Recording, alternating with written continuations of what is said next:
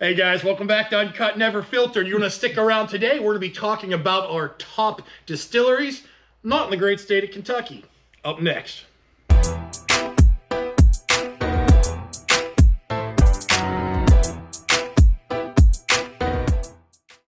So hey, we're back and we're talking about non-Kentucky distilleries. And hey, I get to talk about one that's in the great Old Dominion, Virginia, A. Smith Bowman. Man, and we all been there and did the tour. Man, what a great distillery to have in your, pretty much backyard. A little history when you go there. First off, you get the tasting after the tour, but a lot of history's there. You know, Prohibition came in, and the day after Prohibition, you know, people had their shit together, right? Mm-hmm. They started distilling spirits. And their main one back in the day was Virginia General. We all know that. It might be a little lower on the shelf than some of the stuff they put out, but it's still a big seller. Abraham knew that, or had inside connection. Probably inside connection, kind of like the ABC hunts that we're having in Virginia right now. You don't have inside connection, you might not get a uniform. But hey, long story short, he bought 7,200 acres during Prohibition in Virginia, and started growing corn. And everybody was like, what's wrong with that guy? Man, he got corn growing everywhere. Of course, it's not there anymore. They did, Sunset Hill Farm was sold off to the growing D.C. metropolitan area, and they relocated in a cellophane plant in Fredericksburg. They were the only Virginia distillery until the 1950s. Won Whiskey of the Year, bought by Sazerac in 2003. So hey, if you're in Virginia, go there, and you'll like it. They have bottles, they have tasting. And we all love the bourbon. Yeah, I don't think I've ever had a bottle from Bowman that I wasn't a fan of, or ever was like, I don't think I'll get another one of these, you know? No, if I ever see it out and about, I grab one. Yeah. Every time. Yeah, they're all different level of cherry bombs, right? Exactly. Right. So even starting off with the small batch, the John J. Bowman, once you get into that Oak series, it gets real stupid real fast on the punchiness of the cherry in the best way possible. But wow, I mean, it's unbelievable. But yeah, they do get that Sazerac juice, right? Yeah. Tell them a little bit about that, right? It comes from, everyone at the beginning, they were starting to blow up in the last couple of years. Oh, it's Buffalo Trace, Buffalo Trace. You go on a tour, they'll say it's their distillate. Yeah. But they're getting it from one of the Sazerac distilleries. So it could be Buffalo Trace. Last time we were there, they hit it was Barton 1792 distillery. But then they take it back. They run it through their still one more time, right? Right. They it's kind of like running back through, man. That's right. You go in there, you see it, and you see all this like super stills in there, man. Mm-hmm. Yeah. It's cool. It's cool to go in there and see that stuff and see how they do it. And it is, I mean, a fairly small operation. Yeah. They're producing gems. I love that place. And it is cool to have it right up the road, you know. Yeah. We could very easily have one right up the road that is terrible. Right. And I think we do. We do have a couple. But think about it. From 1934 to the 50s, they were the only legal distillery in the state of Virginia. I'm actually going there in a couple weeks for Valentine's Day. Ooh. Uh-oh. That was my present. I got some tickets to go do a guided tour of chocolate, but also some of their more hard-to-get bourbons. It's sort of how it was built. So hopefully we're drinking some good stuff out of the vault. So we'll let you know how that one goes. Maybe we'll take some video if we can. But looking forward to that trip. That's a great distillery, 40 minutes away. Put a big picture up with a big heart around you, smile in front of there. Or you can do, in their rick house, they store their barrels vertical, where most people horizontally store them. You know, Phil fell in love with it so much, he was there hugging a barrel and actually trying to give us some sugar. That was on Valentine's Day. Some sugar with it. Sugar. What are you doing with that bunghole? He found You find out what a bunghole is. You are a bunghole.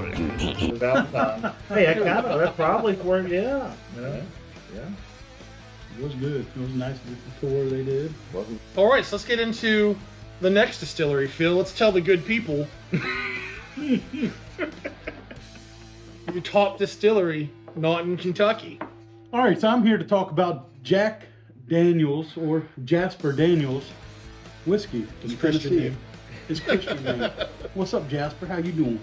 So, Jasper Daniels has the first registered distillery in the United States.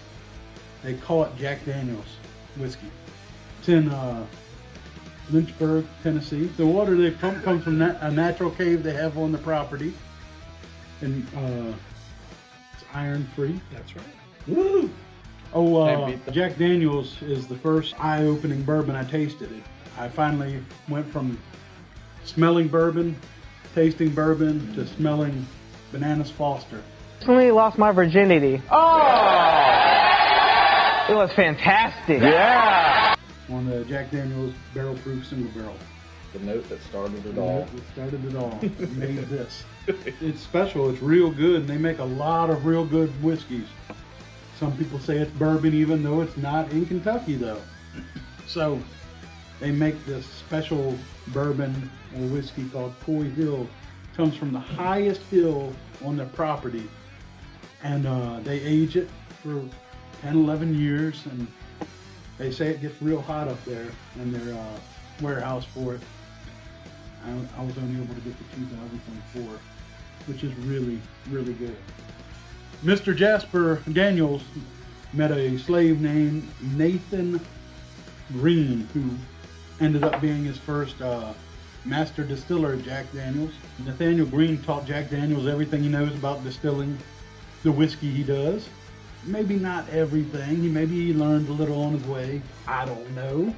But they make this Jack Daniels 10, Jack Daniels 12. We've got to try both of them here at the House Day Tim. And they've both been wonderful. Very wonderful.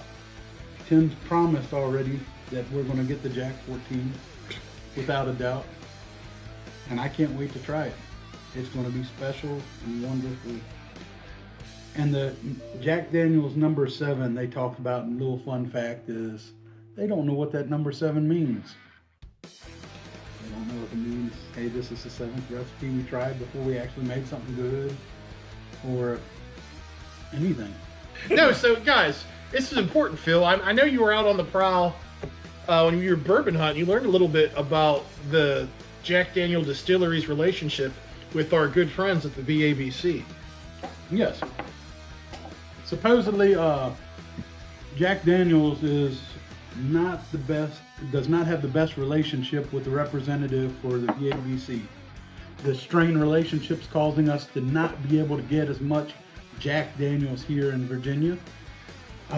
We were supposed to get a second batch of Jack 10 and a second batch of Jack 12 that never came because of the strain relationship, from what I've heard.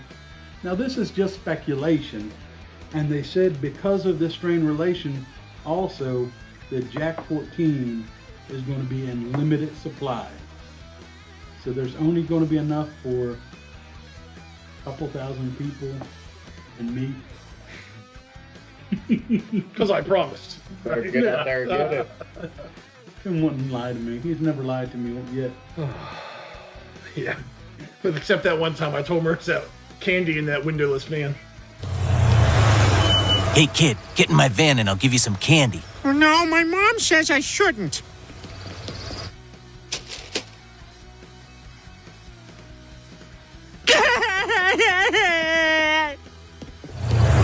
Hey, kid, get in my van and I'll give you some candy. Okay. Phil jumped right in, and 9 months later, little Brandon was born. Came out only in the Hulk Hogan shirt. Jesus. So you're drinking a special Jack Daniel's single barrel proof. That's one of the ones we acquired through Patreon. That tastes like Bananas Foster.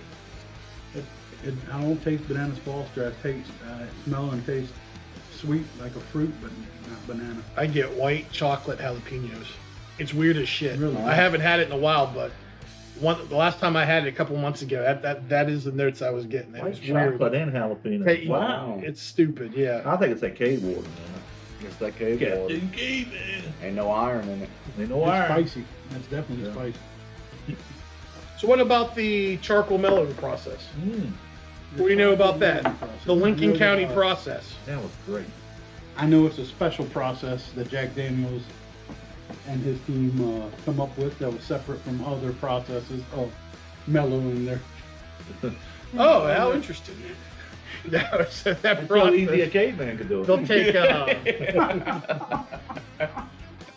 sugar maple charcoal. I don't know what the hell that is, but they actually Sounds delicious. they'll flush they'll take 10 feet of it, and that's what they flush their bourbon through. And it is a bourbon. I don't want to hear no shit.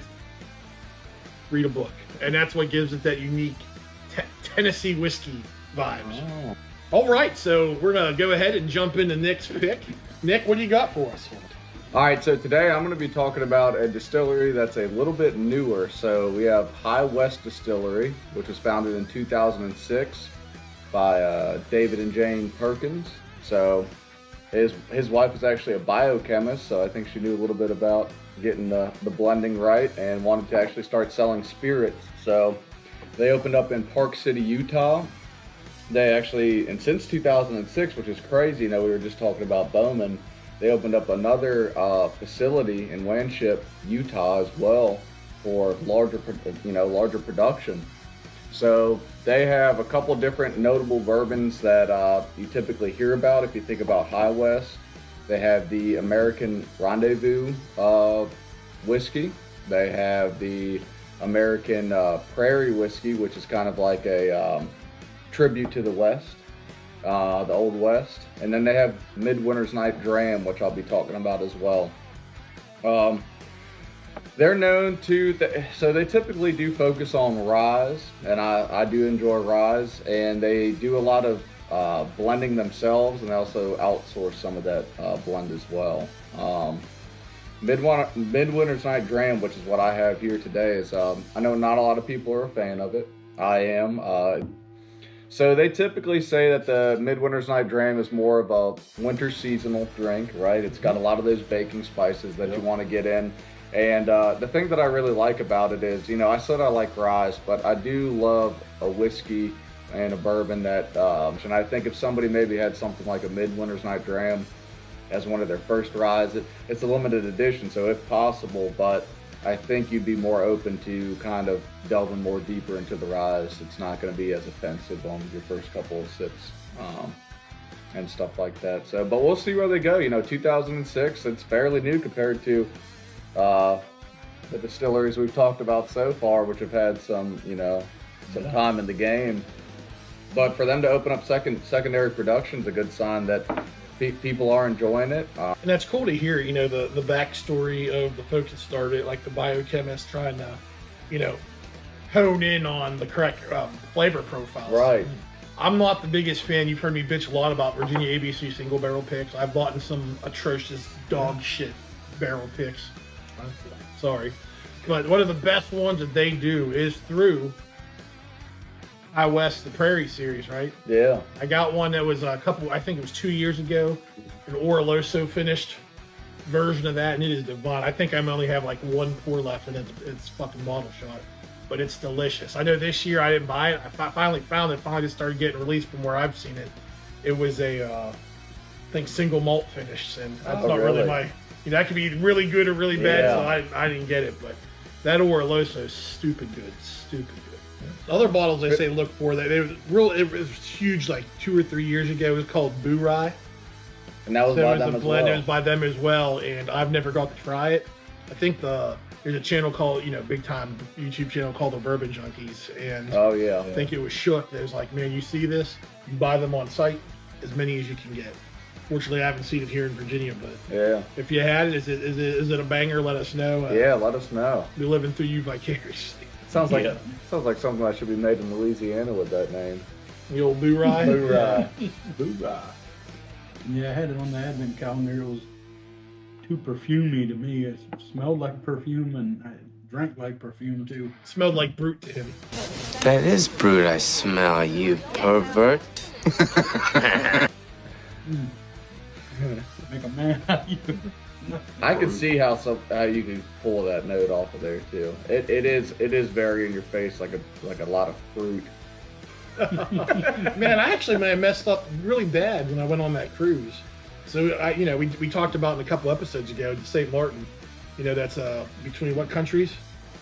The UK and United States. the Yeah, United yeah. States. Or Cuba, depending on the... The master class expert that you talk to, yeah. Oh, nah. Lloyd and Harry. Yeah. But there was a High West one. I was on a mission for blatant straight from the barrel. So that's, I looked at everything, but I knew in my mind I was coming home with multiple bottles of those because it was so close to MSRP. They did have a unicorn running around in that store from High West called the Prisoner's Share. I think it's called the Prisoner's Share. It's supposed to be crazy. That's the first and probably last time I'll ever see that bottle. Left it behind, but What was the price tag on that? Probably outrageous. $20. nah, it was less than $200. The Prisoner's Share. It's finished in wine barrels, so it's one of those. Oh. It's another one. So those are hit or miss. Hit Yeah. or miss. So maybe next time. Yeah. But High West, I enjoy it. What do you think, Tim? What do you got on the plate? What'd you pick today? All right, that brings us to my selection for the top distillery, not from Kentucky, He's amped up. Driftless Glen out of Barberoo, Wisconsin. This is something I got into maybe, I don't know, a year ago. It was last Thanksgiving. That's exactly where I found it. You're not going to find this bourbon available in the Virginia area. I was actually visiting the in-laws in Maryland, and I went out and did a quick tour of the surrounding liquor stores, and I saw just their regular small batch. Really enjoyed it. It's one of those lower proof ones, but Right. vanilla, honey, caramel, oak. You're getting all the bangers. I think they're only 4 to 5 years old right now, but very good pours. And for the price, that small batch is like $40. Oh, come on. That's a gamble all day long, and it paid off. You can't beat that. Flash forward 1 month later, I'm down in Florida, getting ready to go on another. I'm always on cruising, I know. We were down in Florida, and I was going through Cape Canaveral, walked into a... You got the shirt for that, too. Yeah. NASA. Mm-hmm. He was on the first manned flight to Uranus. That's right. Soon there will be only 7 planets because I'm going to destroy Uranus. I A went lot of probing the surface. yeah. A lot of cautionary looks. Foreign And- bodies. Yep, foreign bodies, and I can tell you, it looked like every other one I've seen up until that point. Oh, dear Lord. Not used to them being bright and blue. So anyways, yeah, we're down in Cape Canaveral, Florida. I found a single barrel. I think that one was $50. Still not too bad in the price of bourbon these days. Yeah. Very good pour. A lot of the same flavor profile. And then Phil, your wife was on the cruise, and she acquired a single barrel from Total Wine, barrel strength. That thing is a beast. Wow. It's a beast. And when you look at it, so it gets its name Driftless Glen, actually, because where it's at in Wisconsin, a lot of glaciers through there. That's why Wisconsin's really flat. But this part of Wisconsin, the glaciers didn't come through, so it has rolling hill bluffs, Yeah. higher elevation. So, I was wondering where the name derived from. and it came from that. And actually, the water they use there, it's not from a cave like a dark, cavernous cave like Phil talked about. With that shit in it. Yeah, it's actually a lot of groundwater. A lot of groundwater filtered through sandstone, limestone, which is, of course, Yeah, the good type one. of rock in the rivers in Kentucky. And it's just a phenomenal, phenomenal pour. So definitely recommend that one for me. I've really been enjoying this, and that's definitely, even the ones we looked at today, that's one of the top ones for me. I really enjoy the profile. Great bourbon. This is an interesting topic. The water does seem to make a difference. A couple of the distilleries we talked about, a focus has been on the water, and some of the Colorado bourbons or whiskeys. Or even beer. Yeah, or beers. They focus on that water, and it does have to make a difference in the process to some degree, right? You gotta have quality H2O. High quality right. H2O. Yeah. Now that's what I call high quality H2O. Is that your Bobby Boucher? Yeah. Well, Bobby was mad. Look at that. Mama don't know won't hurt.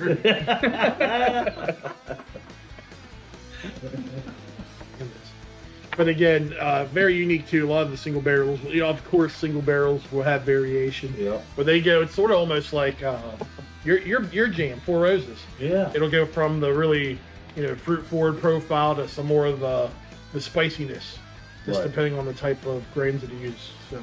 Yeah. So guys, that was our top distilleries not in Kentucky. What do you think? Have you tried any of those products? What's your favorite offering from those distilleries? Leave it in the comments while you're there.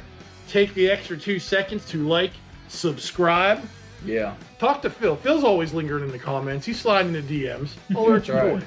Until next time, cheers. Cheers.